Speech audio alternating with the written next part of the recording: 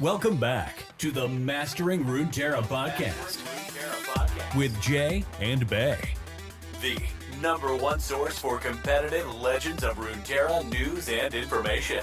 If you're looking for the best decks to play right now, be sure to check us out on Twitter at Master Runeterra or in our Discord. And if you want to take the next step in leveling up your game, check out our Runeterra team on Patreon, where we do weekly learning calls and one-on-one coaching. Now strap in and grab yourself some Poro snacks, because we are about to start Mastering Runeterra.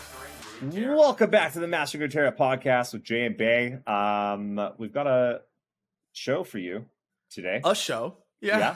Yeah. We missed last week. Apologies for that.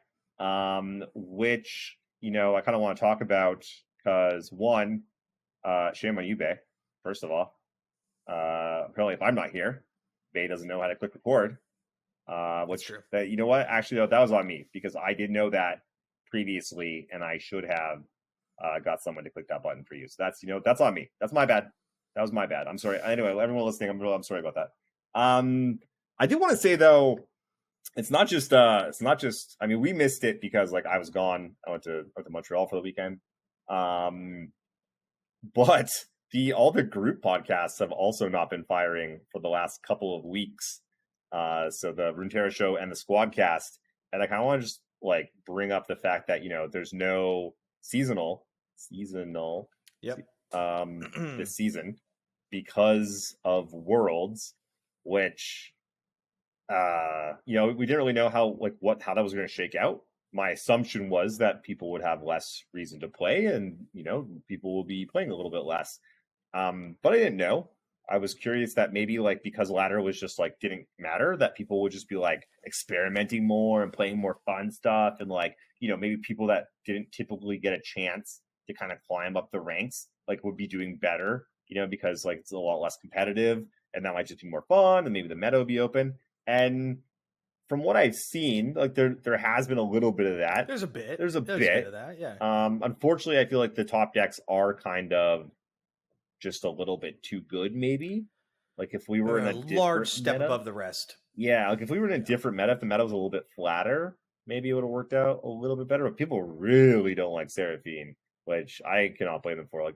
I feel like playing against Seraphine, I mean, that's the only time I really lose. I feel like I'm just been playing a lot of play Seraphine mirrors, but when you're not I love playing Seraphine. I love playing Seraphine mirrors, but when your opponent has Seraphine and you don't, it feels horrible. Yeah. That those games where you're not playing a Seraphine deck and they are, I just don't want to play non-Seraphine decks because it's so miserable. Yeah. But that's the exact same as in the mirror. When they have Seraphine, they're just going off copying everything, and you don't. You're sad. That's what it's like, just not better. Playing a Seraphine deck. I feel like just draw better. Yeah, just get good. So yeah, you can see that the game's at a bit of a lull. Not Absolutely. Not too terrible. It's again though. I want to. It's strange. I was thinking about this today. Riot is really good at making the game. Game's really good. The cards have been coming out. I've been pretty damn good. Maybe sometimes balance too good. Patches are solid. Balance patches have been really good. Everything outside of that kind of sucks, and is just does anyone even work in these departments? So for instance, the new set came out, and then Riot did not tweet out a single tweet for 2 weeks with new cards that have come out and Worlds coming up, and just absolute radio silence for 2 weeks. What is that? You got to promote your game, let alone they're just being we'll just take seasonals off, which I think was a bad idea. I think we're seeing it here. I'm curious. It does kind of suck. Are you seeing it in your numbers with YouTube and Twitch? Oh, no one's watching anything right now. Really? Hey. Yeah. Okay. So for example, when I get on Twitch, it's usually about 11:30. That way I could get ready at noon for my streams. Sunny's normally streaming then. And Sunny usually has about 700 plus viewers. 700 at like the low end. Yeah. Right. And I usually stream to about 600 plus viewers. 600 to 700 is like about the range that I hit recently. And then, yeah, over the last few days, whatever, like I go on, Sunny has 530 viewers playing like some interesting deck or whatever, not even like meta stuff, right? And then I get on and I cap out at 400 viewers or whatever or something, right? And there's no one else on. It's just like people aren't super interested in the streams right now, which to be fair, I get. I'm not super interested in the streams right now. The YouTube content's doing a lot less good. Some of the more casual stuff is still doing obviously better because that is less affected by like when there's a big tournament. But yeah, like I log on to play a couple games or whatever on my stream, and then I win or I lose. And after a couple, I just go, wait, this doesn't matter. Like, I don't care what rank I end up on. It doesn't matter at all. And like playing this patch, I just want to play enough to get like a basic idea of what the decks are and how the cards interact with each other. What's kind of good and what's good to do each other. Because this isn't the patch we're going to be playing. This isn't the patch we're going to be playing Worlds on. That is November 9th, I think. Yeah. Which is the big Worlds patch. So for me, at least, I'm like playing other things. I'm playing TFT. I know a lot of people are trying out like Marvel Snap. And then I think you'll see in 2 weeks when that patch drops, it is going to be all hands on deck for the World's competitors. I don't know how the rest of the people are going to do, but because again, there's no seasonals to qualify for. But I know like you and I are planning on playing like hours and hours a day. Oh God, yeah. If we can, as much as possible. And I know most of the other competitors are going to do the same. And so, yeah, I this is kind of just like everyone's just kind of, you know, we're just chilling, we're taking a nice deep breath, and then it's gonna be go time. And I'm interested to see if like the viewership returns for that, because I don't know how your average platinum player or whatever cares about Worlds prep. They're not going to play in Worlds, right? But then there's a new patch and people are going to try to break it. So I think we will see a resurgence in players' views and overall interest after the Worlds balance patch, because it's really hard to care when like your top players don't care. That's tough, right? Like your content creators are just making content. They're not like trying. And overall, there's nothing to like strive for. Yeah, it's really interesting. Like, so, you know, the numbers are down on Runeterra as well. And, you know, for the numbers you were just saying for streaming, it's like, what, like maybe like 30%? Like a 30% drop, something like that? Like a 30% drop, yeah. Yeah. So maybe a little less. Like 25? Yeah. Something like that. Yeah. And so I feel like that is like a pretty good representation of those of us that like play competitively, and like that's like kind of why we're here. And makes you wonder though, like, should they be catering to us? But you know, that other 75%, they're always going to be there. So yes, cater to us, because we will come and go, and we'll bring other people with us. Mm-hmm. And the people who like the competitive people, the grinders and stuff, they're the people who like the people who put out the content. And I don't mean just like YouTube and Twitch content. I mean people talking on Twitter about your game, people participating in the Reddit subs, right? Like those kind of people. That's like, those are the people you want to keep interested. Yeah, the people chilling on Discord, playing in tournaments, telling their friends. Exactly. Yeah. Mm-hmm. Sending deck lists to each other and stuff like that. That's what you want to keep engaged. Yeah, totally. Okay, so speaking of Worlds, we both qualified. Bing, bing. Which, you know, I know not a big deal for you because you did it last year, and let's be real, you're a fucking crusher. But I feel good about it. I missed out. You should feel good about it. I missed out last year by like the smallest of margins, and had I just been taking it a little bit more seriously, I would have made it. And that was a dagger. That fucking hurt. And this season, you learned your lesson. You took it exactly as not seriously, and you still made it to Worlds. That's not true. That's not totally true. That's not true. I took it seriously enough. That's true. That's fair. So, for instance, when I made the first top cut in the first seasonal that counted, I did try to make a push for the X and 2.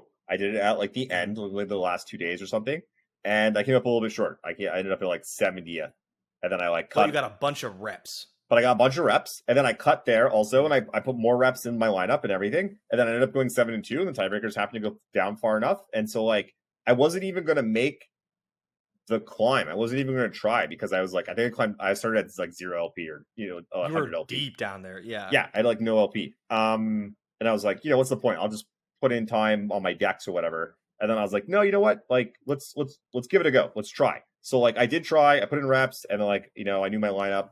And then the next season, I took off like some actual time. I happened to be on vacation. And it was like thanks to my girlfriend Sharon, who was like, "Yo, bitch, fucking like start grinding." I was like, "We're a Whistler on vacation."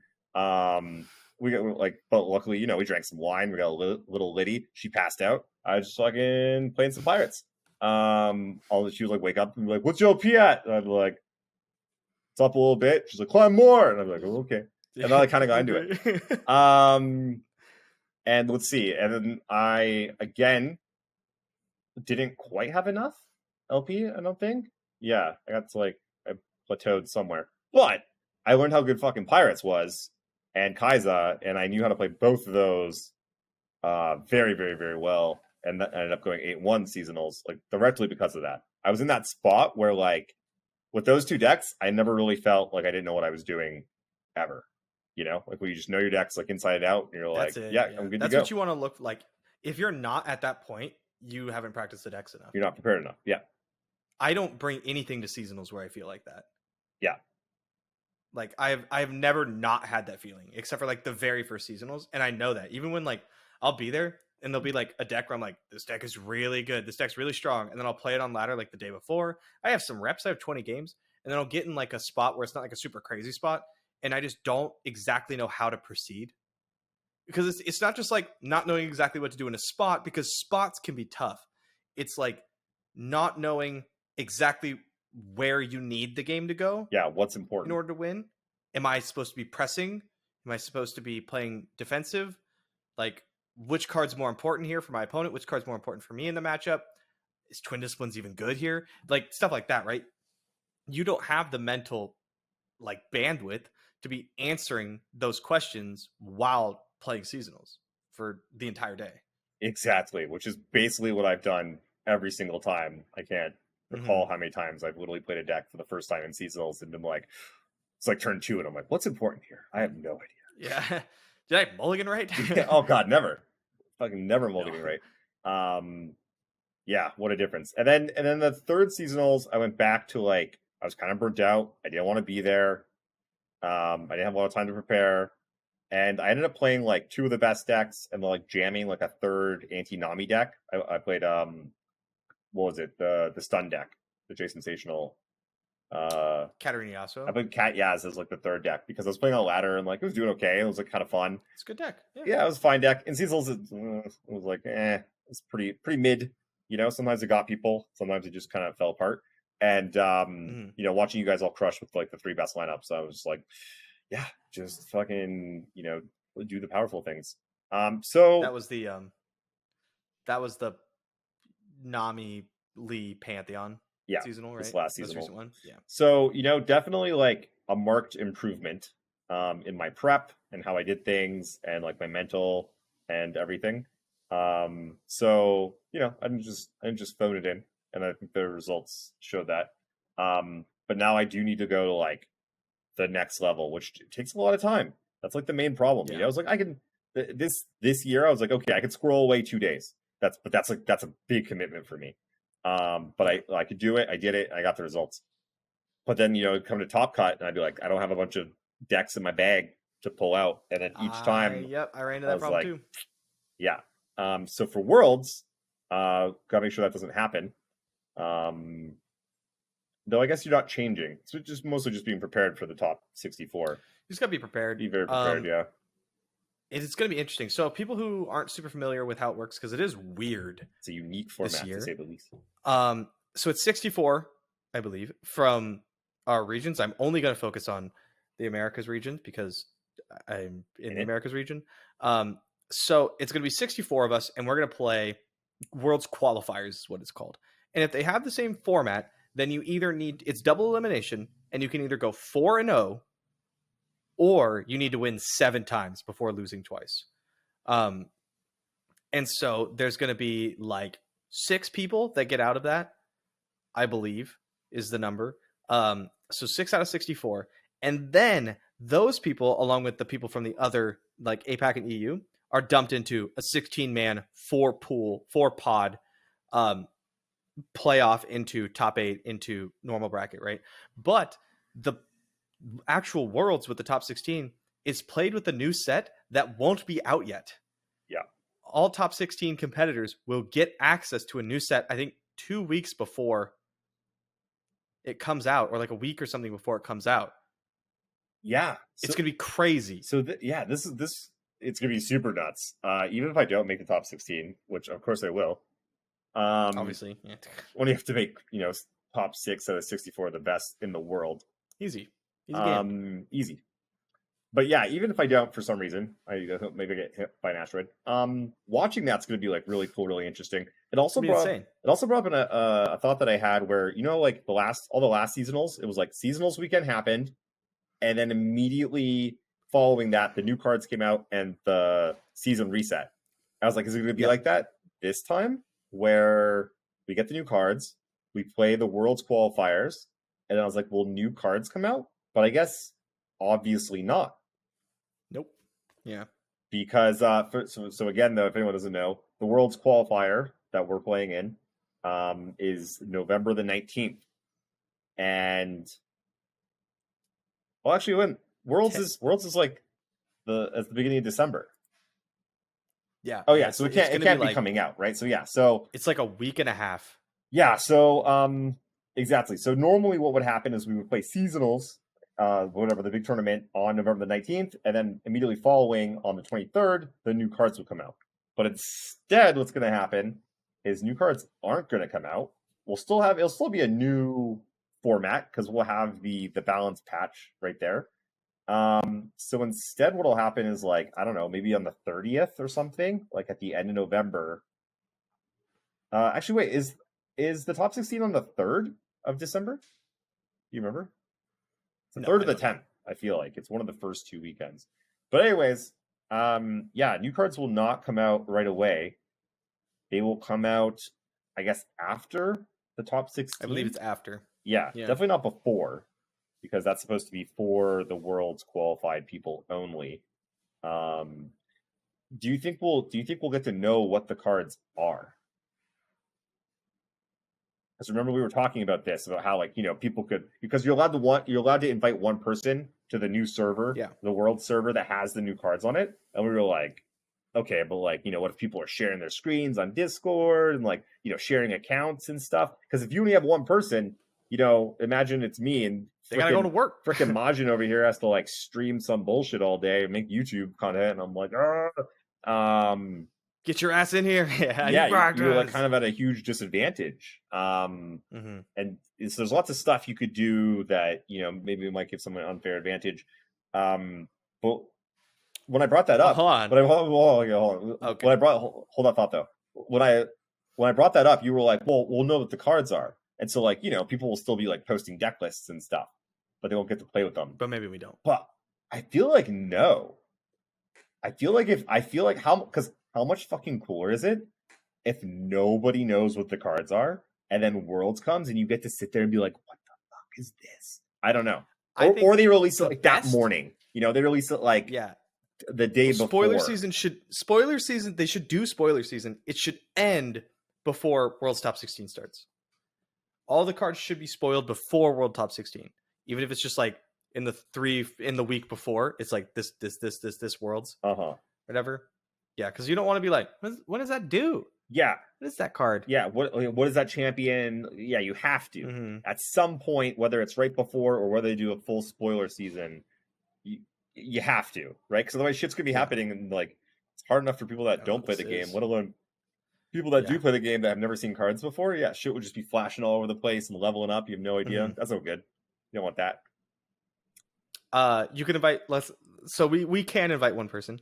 Who is, in your opinion, the best person to invite? Not just because they're good at the game or whatever, but who do you think gets the most reps? What's up? Is it because they have a bunch of time? Because they get the most reps, they're good at finding good decks, all that kind of stuff. And they need to make decks. Yeah. They have to make decks. Yeah. So my top of my list would, I mean, okay, so obviously, you would be up there, of course, but like neither of us is good at making decks.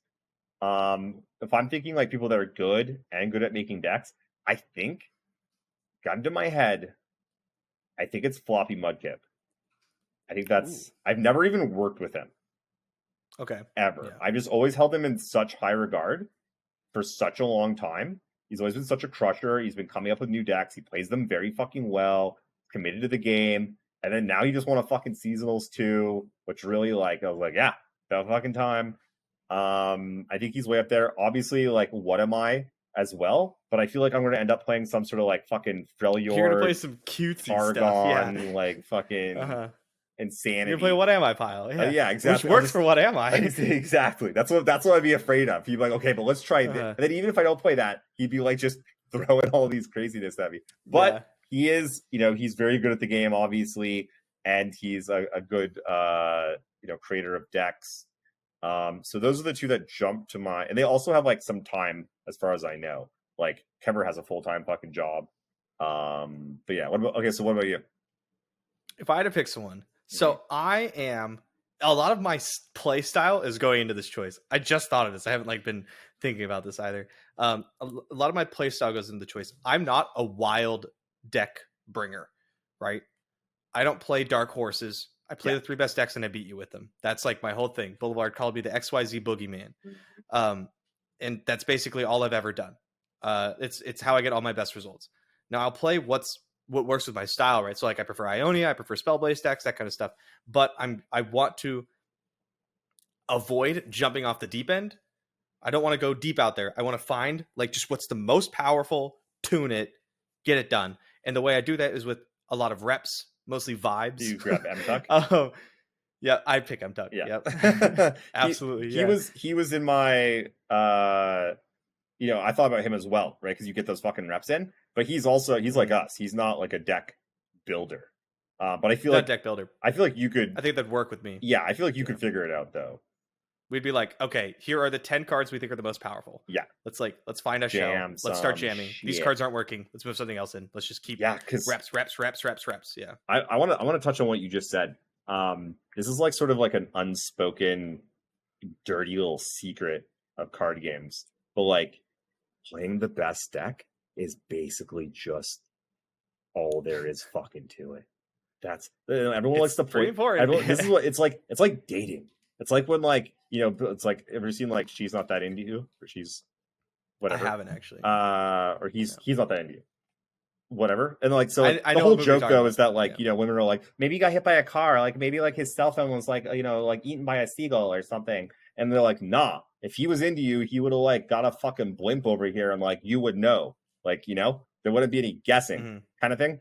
And so it's one of these things where people point to these outlier situations. And so like in that same example, people would be like, oh, but my like cousin's boyfriend's dog's owner's grandpa like had this like crazy situation. It's like, oh, but 4LW wins with this deck. Yeah, it's like it's the whole you're not the outlier, you're the rule kind of thing. You're the rule. Yeah. And so in Magic, there have been times where someone has run a tournament with some counter lineup. There was a deck called The Solution back in like in 2000 or 1999. It was called The Solution, and it was Zvi Moshowitz.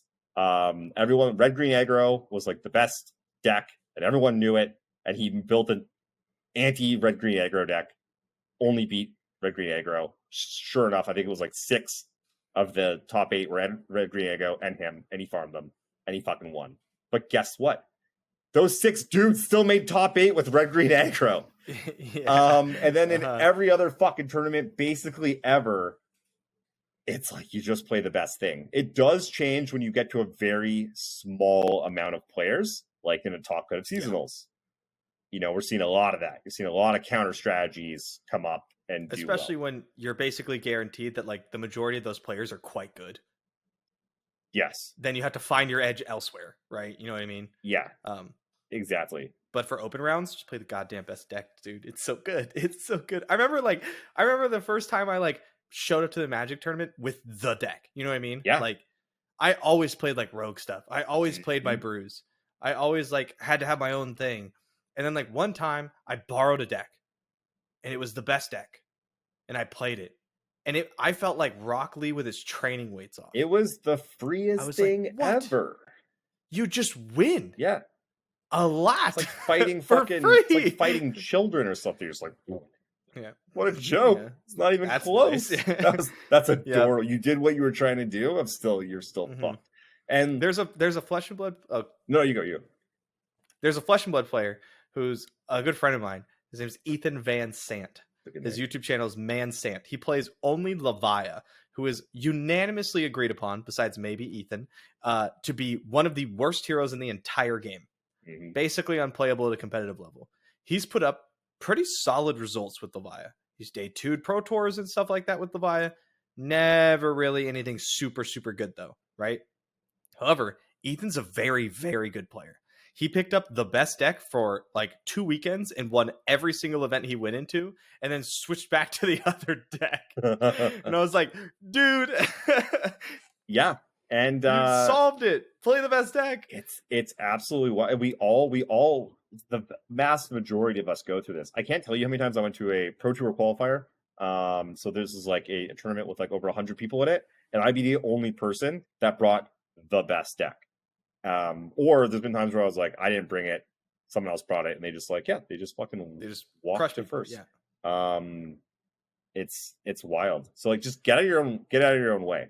I know it's like, yeah. I know it's not fun and as sexy, but like, guess what? Go get a top 32, and then you can play all kinds of fucking crazy ham sandwich decks and go get them. But if you're looking to make some top cuts, fucking play the best decks. Yeah, and it doesn't mean like play the decks you hate. Like, I refuse to play the decks I hate. I won't play Pirates. Well, you're lucky that like Scouts has rarely been the best deck, if ever. Yeah, I'll never play Scouts, right? I'm going to play what I want to play, but I'm not going to stop myself. I have no like invisible barrier keeping me from playing the best things anymore. Yeah. I'm mostly just going to play the best things. If there's 5 best decks and 2 of them are decks I don't like, I'm going to play the other 3. Yeah. And here's another little tidbit. There's lots of times where I'm like, I don't want to play these decks, and I play them and I start winning, and I'm like, that's kind of nice. Sivir Auction was that way for me. I hated Sivir Auction, and then I played it for like a week because I had to, right, for Worlds, and now I love it. It's one of my favorite decks. Same, yeah. It actually ended up being quite an intricate deck, though. That's the thing, though. Honestly, any deck that you get into, that you drill down into, you start to become a bit of a master playing. It becomes fun. It becomes really interesting as you come up with new strategies and new techniques. You get these cool lines. Yeah. You steal wins out from under your opponent and stuff, and like, it's a good time. That's fun. So like, you'll find the fun. Yeah. Speaking of which, the best deck. Yeah, it's not sexy, it's not fun, but goddamn, will you win? Will you win? Gregory the Grey. Great example. Literally just fucking, copy pasted your lineup and went 8-1 last season. Just fuck, you know how hard it is to go 8-1? So hard. Not easy. So fucking hard. And he's playing on a bunch of Ionia decks still, and still just like got him. That is one thing I think is my best quality, besides like my actual play, is I'm very good at feeling power. You know what I mean? Yeah. Like, I could play something or play against something and tell you, like, how good is this really? Like, actually, how strong is this? So I feel like I'm very good. I feel like I have the best open round lineups, like, bar none. And then my top 32 is a little less strong.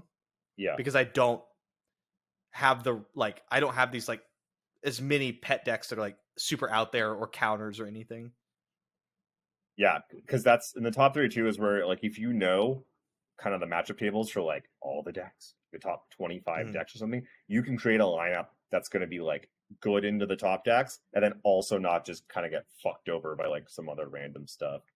You can thread that needle, but that's very hard to do. It's very time consuming. It's very hard to do. That's probably my weak point, I would say. Yeah, I very much contend that, like, if you were given just like infinite time, or like don't have shit in your way, like, you're gonna fucking crush. When everyone was celebrating Alan last year, I was like, you guys don't know how fucking lucky everyone is that Disneyland's the thing. I swear to fucking God. I think I was on it then. I was on it. I felt good. And then I left and the meta changed. Yeah, the team was doing good work too. We were chugging along. Like, we did good work before that Worlds. Yep. Okay. Speaking of I'll get him decks next time. and such, better get him next time. I can't take another year of these EU fucks. Okay, I can't take it. I can't take it anymore. We'll just keep taking their money. We'll just keep money matching them. You know what? Maybe we should lose it just to we'll just recoup that 40,000. Just one money match at a time. Yeah, just after another. Just kidding. Love you, EU and APAC. You guys are awesome. Okay, speaking of metas and whatever, how much time we got? We got like 10 more minutes, probably. Yes. Cool. Let's. I have some questions about. I have just rapid fire. Dipped bam, bam, bam. my toe. Okay, what happened to Akshan Lee Sin? It went from being one of the best decks last season to like it only lost to Nami. Then Nami got kicked off, and like why is it gone right now? Lee Sin's and to an extent all Eye of the Dragon decks have always struggled with anything that gets extra or free attacks. Hi Quinn. And Vayne is literally just that on a card, and she makes up a pretty large amount of like the decks right now.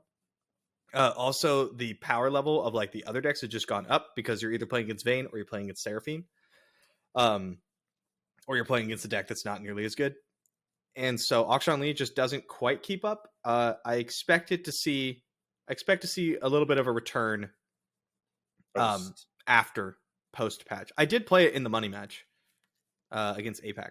How was it? It was good. Yeah. It was exactly the same. I was playing Seraphine against it, but I was playing the Ezreal version with like all the removal and shit, and I was like, this is the Noxus one, yeah. Horrible. Try to kill me. Yeah, you get like 3 copies of Disintegrate and stuff. It's so good. Yeah, like you even Spell Shield. kill landmarks. Like you just fucking got it all. Or you just kill them. Or you just kill them. Yeah, it's like, oh, you're gonna kick me? How about you take like 40? How about that? That sucks, bro. Yeah, burst speed.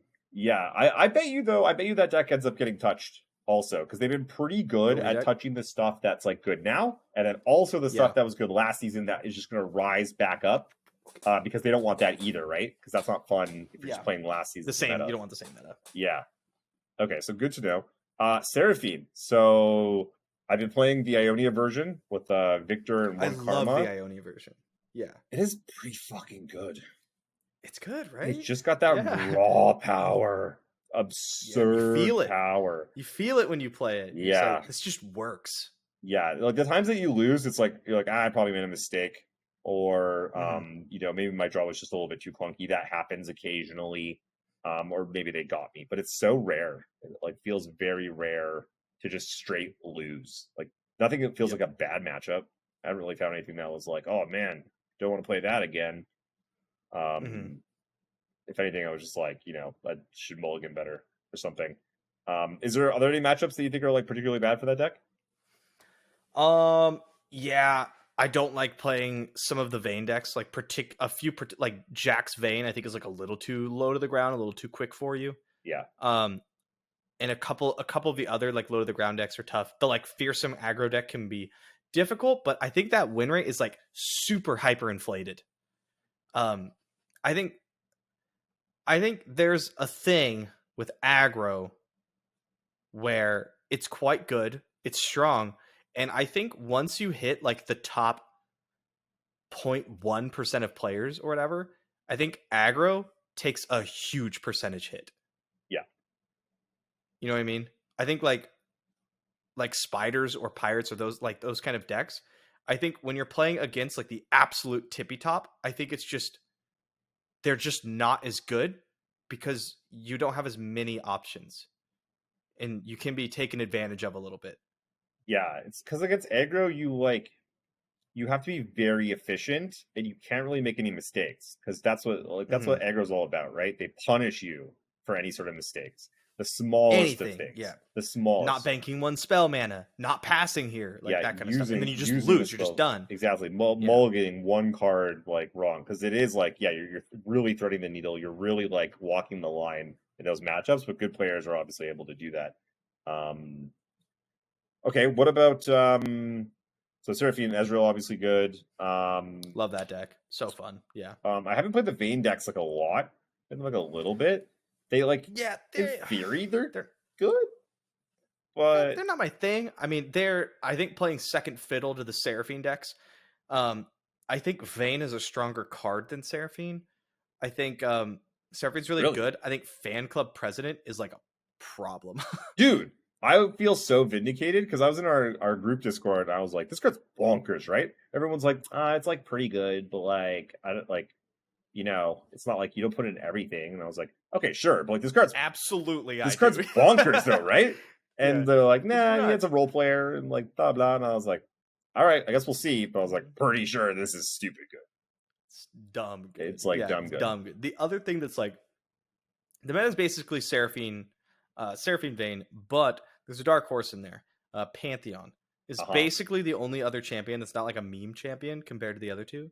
And it's kind of like not known, but Varus Pantheon, if you ban Seraphine, loses to like nothing. Varus Pantheon. It loses to hyper aggro and it loses to Seraphine. And if you don't play against Seraphine, it just OTKs you. Huh. Decks just can't deal with it. Yeah. Well, like taking a look right now. It's got like probably like a 48% win rate on ladder. And then if you extend and you look at its bad matchups, it's just like Seraphine, Seraphine, Seraphine, Seraphine. Interesting. Okay. That's good to know. The APAC players, all 5 of them brought it for the money match. Huh. We had, I think, 2 copies. I brought it and someone else brought it. Should they have done really well against you guys then? Should they have just like ban your Seraphine and gone to town? No, because we had a pretty diverse like set of lineups, and Aikado's lineup was like very good into Seraphine, especially Seraphine Noxus. And so he just got to ban Varus Pantheon and just like run over Seraphine Noxus over and over and over again because they had like 4 copies of it. Oh, I see. Their lineups were very similar. We had one strong counter into it. And so he just got to go like win, right? Yeah, that's interesting. Like, so for anyone that doesn't know, they played like 5-on-5. It's like a single elimination thing where like, if player A beats player A, then player A goes against player B, and they like keep going until they lose, like a knockout. And Aegis is like that in the playoffs. And yes. I always wondered like what would happen if that happened, because I felt like that would happen, that like a lineup of 3 that was the same versus a lineup of 3 that were different, you would eventually hit the lineup that's really good in there and you can like run the tables on them, was like, the thinking. And like, sure enough, that's like kind of what we saw in that series. So yeah, I think if you're playing in like Aegis or anything else, like you definitely need to be sort of like some diversity. Diversifying your lineups a little bit. You're giving up points because when player A beats player D, right, then these guys get to decide who goes into player A. So you get to pick your favorite matchup. Right. Yeah. Right. So, and sometimes you just get to go first. I mean, I guess you both random it, but you can usually like math out something that's like pretty good for you. So yeah, diversify your group lineups, I feel like. Yeah. At least a little bit. What other decks have like kind of jumped out at you as kind of interesting? No, not Zed Hecarim. Well, interesting, but it sucks. That deck is not good. There's a lot of decks, and just like the problem is I play them and I'm like, oh, this is a cool deck. This is a really interesting deck. And then I play Ezreal Seraphine or a Seraphine deck or like a Vayne deck curves out on me, and I'm like, why am I playing this? Like I'm playing a tier. I'm playing a tier 2 deck. Like it's just I felt like I was playing, to use a Magic metaphor or analogy or whatever. I felt like I showed up to a legacy tournament and played Jund. I was like, why am I doing this? Dude, Jund can't lose, bro. Yeah. Yes, it can. Let me tell you. Anyway, yeah, so I'm kind of just like not worrying about it until Worlds patch, because this patch doesn't matter. Ladder doesn't matter. Worlds patch matters. Yeah. And if you were to take some guesses, let's talk about some of these cards, like Fan Club, obviously Seraphine. What about like I forget what's called, the 6-mana artifact that makes it 3/3, it makes all your stuff cheaper. Bar. Yeah, do you think all these cards need to be touched, or some of them? Because Bar's been around for a long time, and Bar's been around for a little bit. Yeah. Shout out to Jay Sensational for being the first person to like really jump on that card. Dude, that Karma Bar deck was like not it. Yeah, and then now it is though. Now it is. Now I'm giving Bar my openers. I keep borrowing my opener too. I top 8'd with it, and the only reason Kever didn't top 8 is because we ran into each other, and we both run Bar Karma in top 32. Yeah, and so for people that don't understand though, like you top 32'd without it. Actually, no, they played it in the open rounds though. They played it in the open rounds. Yeah, Kever did. No, the deck was quite good. Yeah. Fair. Yeah, I can see it being better in tournaments. I played it on ladder, and like sometimes I'd blow them out, and sometimes I would just get rolled. Yep. And so the card's good. I think like the cards that need to be touched, and what I expect to see is like Vayne needs to get touched, and it's going to be either something of how she generates tumble, right? Or she's going to become a 3/3. Seraphine needs to get touched. I think she's going to go up to 8 from 6. Yeah. And Fan Club President should probably be 5 mana. Yeah. Make it a 5 mana 2/3. Maybe even a 5 mana 3/3. But that card is way too good at 4. Would you play it at 5 mana? Oh yeah. I would try. A 5 mana 2/2? Maybe not. Okay, if nothing else changes and all that changes is Fan Club President goes up 1 mana, I'd still play the deck. Yeah. Oh god, yeah. If Seraphine was still the same, Seraphine has to go, and I think like 8, like 6 is like so easy. So simple. When I saw that, I was like, did they even like test this? Like, this is just going to be any champion that's like, this is free to flip. I'm just going to flip this all day, super free, no big deal. Like, that's dangerous, let alone that flips into doing something as powerful as what she does. Yeah. Some absurd stuff. Yeah. That one, I feel like Riot Ruben Zoo. Yeah, I feel like someone was like, hey, what do you think about this card? Isn't it kind of, and Riot Ruben Zoo was like, shh. It's fine. It'll be fine. It's fine. It's fine. People will love it. It's fine. I love it. They're gonna love it. Gets the people going. You gotta push an envelope, baby. It did get me going. I mean, yeah. I played it and I was like, damn, this rocks. This is insane. This is so fun. I guess on the upside, like, you know, if you're gonna have so like this meta is not as bad as Kaiser meta, right? Like Kaiser meta is the worst ever in my opinion. Kaiser meta sucked so hard. Yeah, so this one's not nearly as bad, but at least if you're gonna have one where like you're unhappy about it, at least it's one that like you don't have to play, as it doesn't count for anything. Yep. I mean, I could always just like, I'd be fine if you're like, okay, this one still counts for seasonals. I would just play a Seraphine deck forever. Just never play anything else.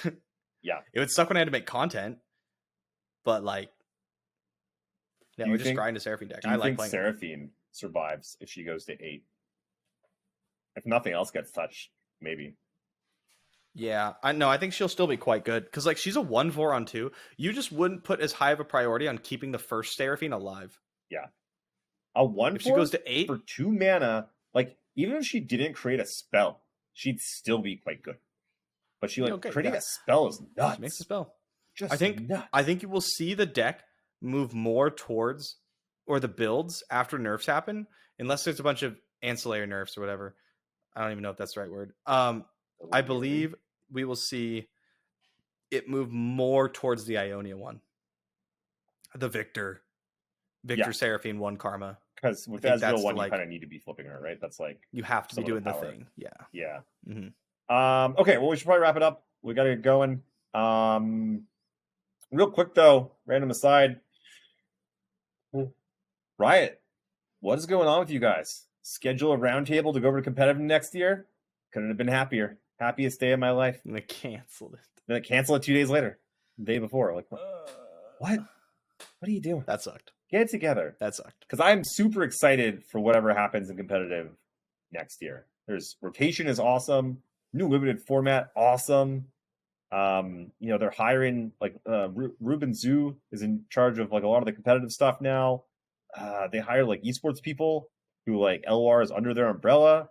So like rocket ship is fueled. Like we're going places. It's exciting. But like, I don't know. Get it together. That'd be cool. I'd appreciate. I don't want to write any more letters to you publicly about how pissed off I am. I mean, how I'm giving you ideas. So, all right, let's fucking wrap it. We'll see you guys next week. Will the new set be out? No. Not quite. No.